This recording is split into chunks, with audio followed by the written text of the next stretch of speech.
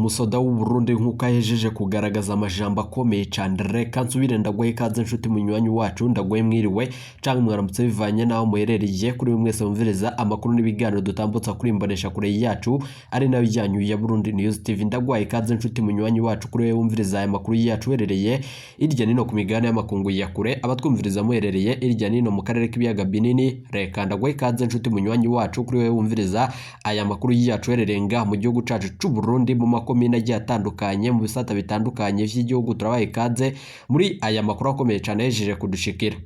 Reka tubire ndagukengurukire cyane nshuti munywanyi kuri we wajeje gupyonda ijambo sabone kuba tarabikora kaniko karyo gusoma no musi iyi video urabanditse ijambo sabone pyonde ko uracurabona arakazo jyanaho nyine pyonde ko hama tuje turabana mu makuru n'ibiganiro dutambutsa kuri imbonesha kure yacu ari nayo jyanyu ya Burundi News TV. Aya ni amakuru avuga muri politiki, umutekano n'agateka kazina muntu mukayatorezwa n'umugwa wamenyesha amakuru w'umuhinga akorera nga mu gihugu cacu Burundi n'abandi bakorera mu karere k'ibiyaga binini.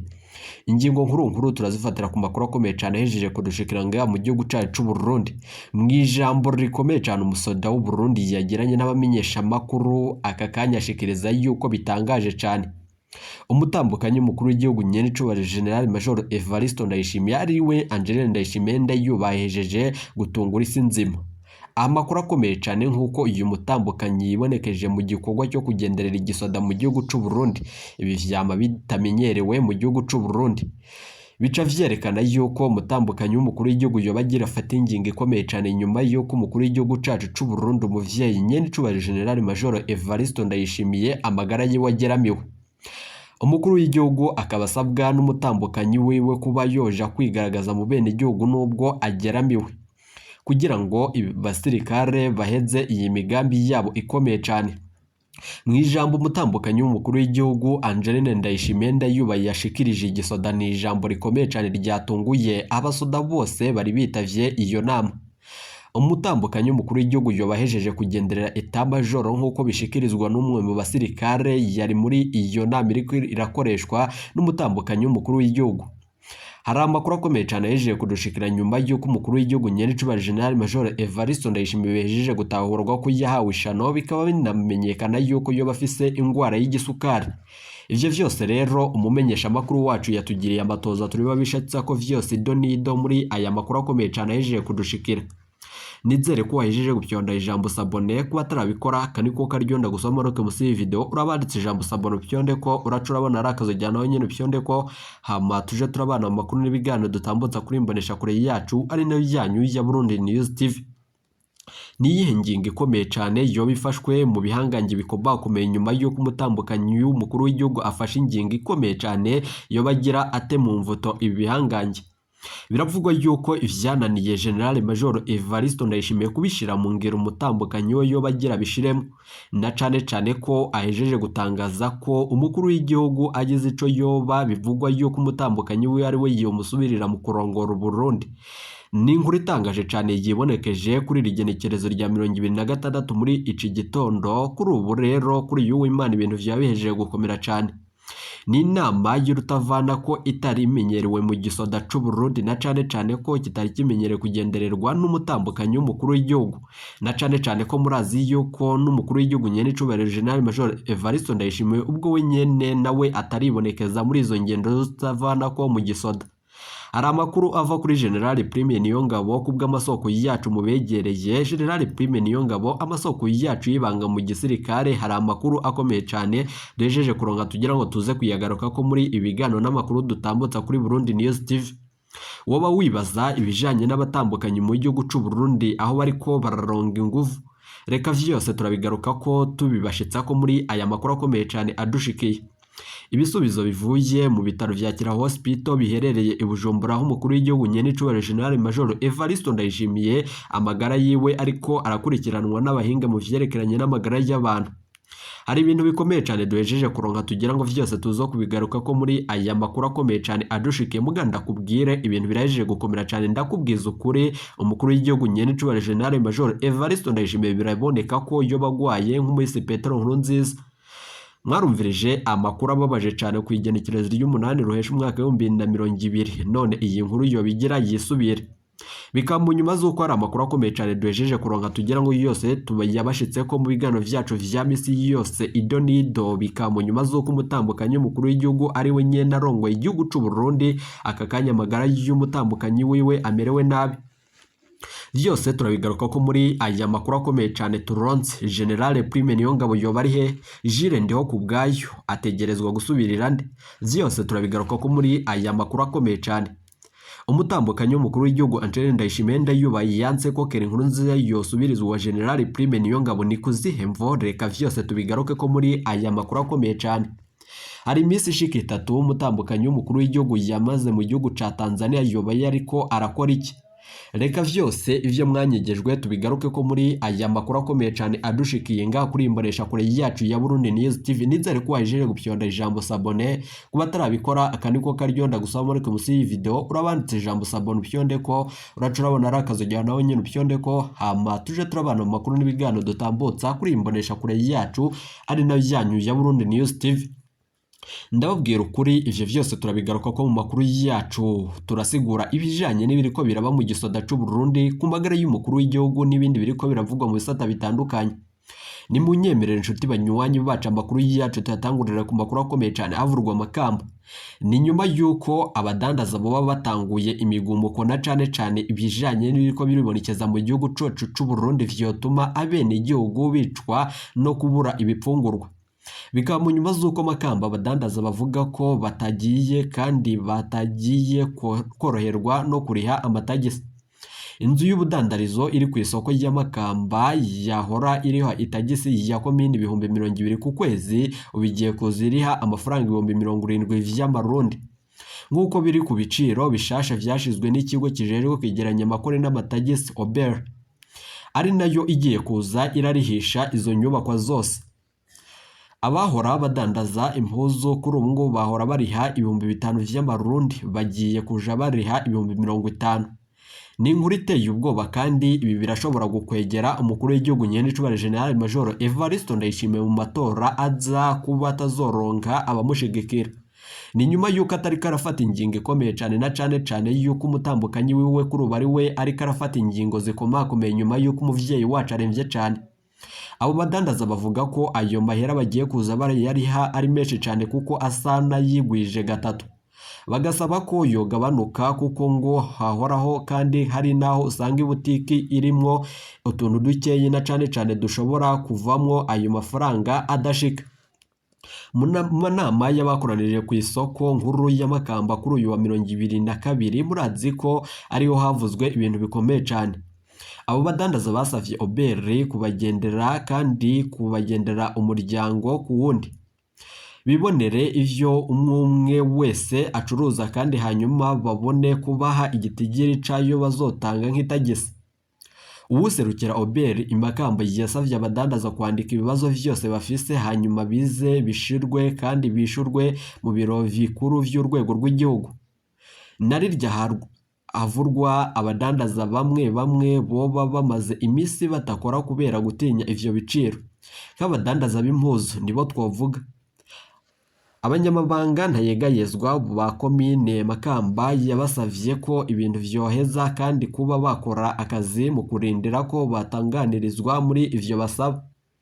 Mwibaza ko ari ukubera iki biciro vyibanza kandi vyiganza bikibonekeza vyo kudandarizamwo n'ibibanza vyo kudandarizamwo biguma biduzwa ibiciro nga mu gihugu cacu c'u Burundi. Ibi birasigura intwaro y'umukuru w'igihugu nyene icubare General Major Evariste Ndayishimiye. Reka tuzobigaruka ko mu yandi makuru yacu aza, gusa turasavye ibi vyose bitorerwe inyishu. Andi makuru, umwe mu bahanuzi mu buyobozi bw'indero mu ntara ya Kayanza arapfunzwe yagerezwa gushurashuza umunyeshuri. Ibiriko biribonekeza nga mu gihugu cacu c'u Burundi na mabi ateye ubwoba kandi biteye isoni ku buhinga ngurukana bumenyi butandukanye, aho hariko haravugwa ko igihugu c'u Burundi coba gihejeje kugwishishana. Uwo yafashwe ku igenekerezo rya 18 Munyonyi mwaka wa 2023, aho uyu munsi mu gitondo yafatanywe n'umunyeshuri yiga mu mwaka wa 3 mu gisata c'ubuhinga ku ishuri rikuru rya Kayanza. Bariko barashurashura. Amakuru akomeye cyane ahejeje kudushikira nuko bagifatwa uwo mugabo co kimwe n'uwo munyeshuri baciye bajanwa mu gipolisi mu gisagara ca Kayanza. Haciye iminsi mikeyi na cane uwo mukobwa yaciye arekurwa arataha nk'uko ababanyi b'umuryango wiwe bavyemeza. Mu butungane bavuga ko hari n'umukenyezi apfunzwe kuko ari we yateguye kandi arungikira uwo mugabo uwo munyeshuri ngo bashurashure. Mu butungane nyene bakaba bavuga ko uwo mugabo yoba yatezwe umutego kuko uwo mugore yarungitswe uwo mwigeme nawe yahora agendana n'uyo mugabo. Akavugwa ko kuri ubu ngubu ibintu bihejeje gukomera cane agakora ico caha agiye gucirirwa urubanza vyihuta. Mu gisagara ca Kayanza haheze iminsi indwi ari ayo makuru avurwa cane na cane ko abenshi murayazi. Nayo ayandi makuru avurwa mu Rumonyi hari imbwa yigisibishije mu kurya abantu. Yariye abantu 13 bari mu bitaro kuri ubu ngubu. Iyo mbwa yiyerereza mu mazone ya Mudende Muyama zose muri komine Buyengero mu ntara ya Rumonge. Iyo mbwa ngo yavuye muri zone Muyama igenda irya uwo bahuye wese. Abanyagihugu bagerageje kuyikurako ngo bayice nayo yaca yindukira ikabiruka ko hama igaca irabarya. Gushika ubu ikaba itarashobora kwicwa nk'uko amakuru atangwa na Sedkiasi Ntiranyibagira umukuru wa zone Mudende abimenyesha. Abo bariwe bakaba baraciye bashikanwa kandi bakanyarukanwa ku bitaro vya Mudende mu kubarindira ko barungikwa mu bitaro bikuru vya Rumonge. Iyo ndongozi ihamagarira abatunzi imbwa kuzitunganiriza kandi bagakora ivyo basabwa.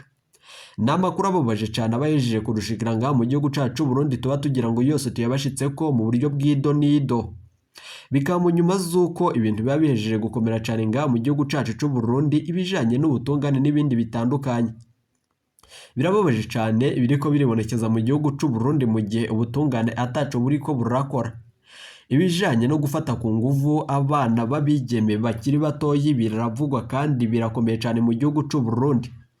Atagikozwe igihugu c'u Burundi kirasandabana cane ko ibintu vyaba bigira bikomere cyane.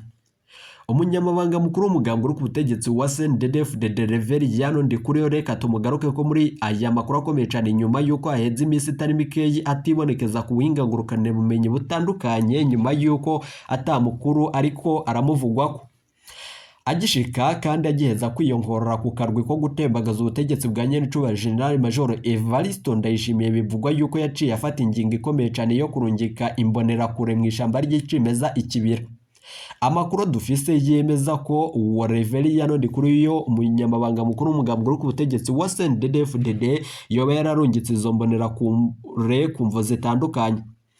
Imwe mu mbonerakure yaduhaye amakuru itashimye ko tuvuga amazina yayo ku mvo z'umutekano wivuga yuko hari imbonerakure zarungitswe muri iryo shamba. Amakuru adushikiye biravugwa yuko yanganje General Prime Niyongabo cinkoye kuri Reveriyano Ndikuriyo nyuma y'imisi itari mike y'ibibonekeza mu gisoda. Ingendo z'urutavana ko bogereye mu gisoda c'u Burundi n'ibindi n'ahandi mu bisata bitandukanye vy'igihugu. Mu bijanye no kuvuga yuko Reveriyano Ndikuriyo azosubirira umukuru w'igihugu vy'imfata kibanza, ivyo biravugwa ko vyo vyaraciye bifutwa. Ariko amakuru adahumuriza turonsa aka kanya turagira ngo tuze kuyabashitsa ko muri ibiganiro vyacu n'amakuru tubategurira kandi tukabashitsa ko ido nido.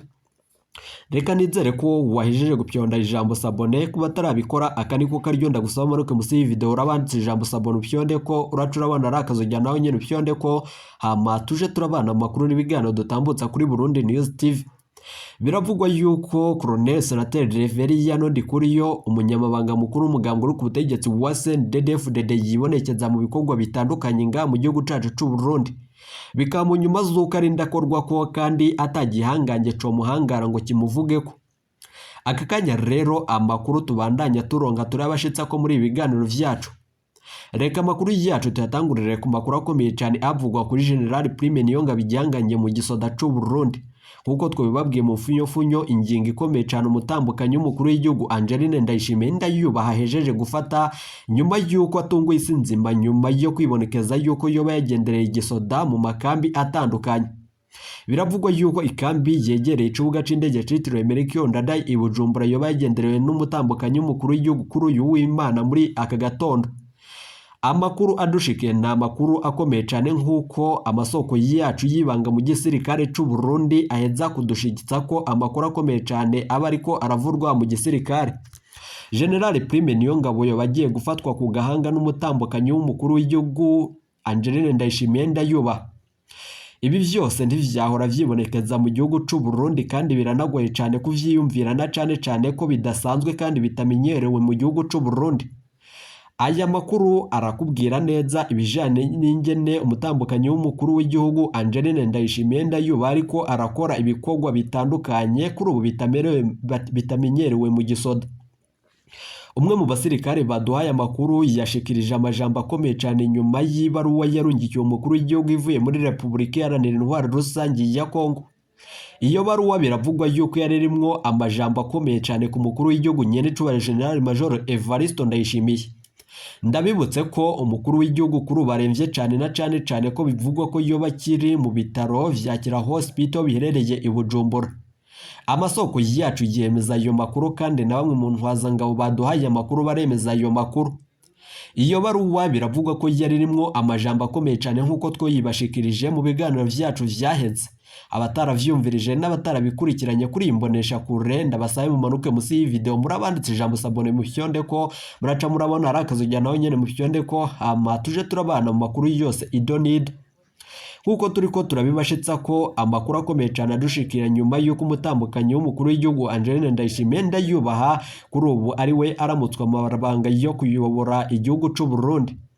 Biravugwa ko Nyenicubahiro General Major Evariste Ndayishimiye nyuma yuko bivugwa yuko amagara yiwe ageramiwe, umutambukanyi wiwe ariko aramusaba kwibonetsa no gutangura kugenderera abene igihugu nk'uko vyahora nubwo amagara yiwe atamerewe neza, kugira ngo abene igihugu bamenye yuko umuvyeyi wacu amerewe neza. Ubu murashobora kumva umukuru w'igihugu agendereye intara zitandukanye mu gihugu c'u Burundi ariko gitorombo gacakurwa aho yoba yagendereye. Ni kuzihe mvo biravugwa yuko hari abadokteri bakomakomeye bavuye muri Leta Zunze Ubumwe za Amerika kuri iri genekerezo bivugwa yuko bashitse ku kibuga c'indege citiriwe Melchior Ndadaye mu ijoro ryakeye. Amakuru dufise tugira ngo tuyabashitse ko yose donido abo badokteri bahinga mu vyerekeranye n'amagara kuri ubu bakaba bariko aribo bagiye kuba bakurikirana amagara y'umukuru w'igihugu Nyenicubahiro General Major Evariste Ndayishimiye mu gihe yoba agirina ingendo mu bisata bitandukanye vy'igihugu. Biravugwa yuko ku kirimba gishaje c'umukuru w'igihugu mu Kirundo hoba harungitswe abadokteri batatu bahahora kandi baraza bahora kugira ngo umukuru w'igihugu no yohashika ace asanganirwa kandi afashwe mu bijanye n'amagara yiwe. Ivyo vyose rero tubandanya tubibashitsa ko kuri imbonesha kure yacu ari nayo yanyu ya Burundi News TV. Reka twigarukire ku makuru akomeye cyane adushikiye ku bijanye n'umugambi ukomeye cyane nyuma yuko Angeline Ndayishimiye Ndayubaha aheza kuvuga amajambo akomeye cyane. Mu gisoda c'u Burundi yashikirije yuko umukuru w'igihugu niyogira icimuba ko ibintu bizoheza gukomera cyane. Biravugwa yuko yasavye yuko atamusoda numwe azibonekeza mu karwi ko gutembagaza ubutegetsi nk'uko bihejeje iminsi itari mike y'ivyibonekeza mu gihugu c'u Burundi. Uzofatwa azohanwa vy'akarorero kugira ngo abere abandi urugero. Amakuru akomeye cyane adushikira biravugwa yuko ayo majambo umutambukanyi w'umukuru w'igihugu yayashikirije mu majambo mwijwi riranguruye rivuga yuko umusirikare wese azofatwa yibonekeje muri ako karwi ko gushigikira General Prime Niyongabo mu bijanye no gutembagaza ubutegetsi wese azohanwa vy'akarorero. Abasoda b'u Burundi bikamunyumba zuko baba bagira batangura imigumuko na cane ko General Prime Niyongabo ari vyo bahamagarira na cane karavye yuko gutembagaza ubutegetsi bigoranye cane. Umugambi wo gutembagaza kudeta wo gutangaza kudeta kuri radio n'imbonesha kure w'igihugu vyaraciye bifotwa nyuma yuko umutambukanyi w'umukuru w'igihugu afata ingingo ikomeye cane. Biravugwa yuko uyu mutambukanyi yoba afise imbaraga zikomeye cyane nyuma yuko haboneka ko yoba ariko yibonekeza mu bikorwa bitandukanye birimwo ugukoresha inguvu zitandukanye kuri ubu bihangange bitariko biratahuraho izo nguvu ziriko zirava. Umwe mu bariko baratanga intererano ava mu gihugu c'u Buganda ahejeje kuronka kandi ahejeje gufatirwa ingingo ikomeye cyane. General Prime Niyongabo yobagira yerekeze mu gihugu c'u Buganda nyuma yuko bihejeje gukomera cyane mu gihugu c'u Burundi. naye yandi makuru utibagera kumviriza kuri imbonesha kure yacu arino yacu ya Burundi News TV biravurwa yuko umushikiranganje wa mbere Gervais Ndirakobuca bataziranda kugarika kuri ubu yobagira nawe ahunga igihugu c'u Burundi cane ko bivugwa yuko umutambukanyi w'umukuru w'igihugu yobagira afata ingingo ikomeye cane nyuma yuko umukuru w'igihugu we nyene amagara yiwe atamerewe neza. Bikavugwa yuko kuri ubu umutambukanyi w'umukuru w'igihugu yoba yasavye ko botangura amatoza ku mushikiranganje wa mbere Gervais Ndirakobuca. Umugambanyi ukomeye cyane ngaha mu gihugu cacu c'u Burundi ahejeje gutahurwa nyuma yuko umuhanuzi mu biro vy'umukuru w'igihugu yaheza kubwira umukuru w'igihugu nyene cubahiro General Major Evariste Ndayishimiye amajambo akomeye cyane. Vyose turoza kubigaruka ko muri aya makuru akomeye cyane adushikiye. Reka nsubire ndagukangurukire cyane inshuti munywanyi twabanye muri aya makuru akomeye cyane yejeje kudushikira. Ijambo rya nyuma umukuru w'igihugu nyene cubahiro General Major Evariste Ndayishimiye yashikirije niri. Reka tuze kurigaruka ko mu yandi makuru yacu aza. Nyuma yuko igisoda kiravye nuko umutambukanyi w'umukuru w'igihugu Angeline Ndayishimiye yoba ashaka kuzosubirira umukuru w'igihugu nyene cubahiro General Major Evariste Ndayishimiye, hari amajambo akomeye cyane y'agacamutwe atanguye kumvikana mu basoda b'u Burundi. Turoza kubigaruka ko muri aya makuru akomeye cyane yejeje kudushikira. Wobuzi vy'amashirahamwe yose yoba arongoye n'umutambukanyi w'umukuru w'igihugu. Vyose reka tubigaruke ko mu yandi makuru yacu azanda bararikiye gukurikira aya makuru yacu kuri imbonesha kuri yacu. Wecu usabwe manuka musi iyi video urabanditse ijambo sabone upyonde ko uracurabona arakazo jyanaho nyene upyonde ko ni Burundi News TV.